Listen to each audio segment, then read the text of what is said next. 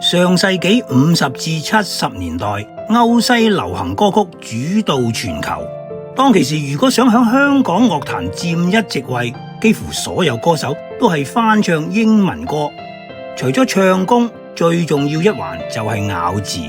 冇錯，香港人當時係接受英式教育，但係由於一般人都冇咩機會同講英文嘅外國人接觸，所以書寫仲可以，好講得就冇份。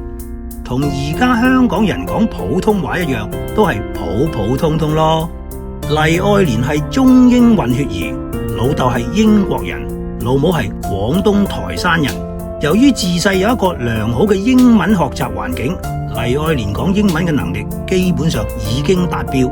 有咗呢個先天性優勢，再加上佢本身就有唱歌天分，要成為一個傑出嘅歐西流行曲歌手，簡直係水到渠成。成日聽人講女人樣靚後生，做咩都着數過人。黎愛蓮身材均勻，加上樣子甜美，17歲出道嘅佢可以話冇得輸。翻唱通常係有別人嘅影子，唱得幾好都唔及人哋。不過聽完黎愛蓮翻唱《以人》呢節英文歌，大家可能有另一番感受。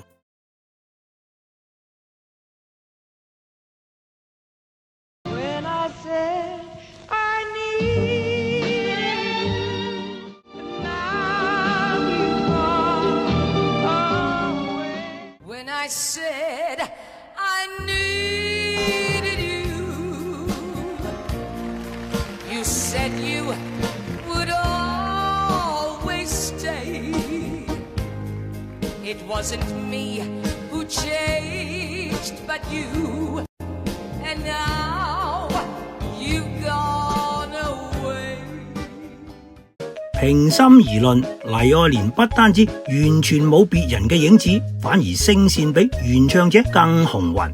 I Cantonese 愛廣東話，粵語保育及傳承。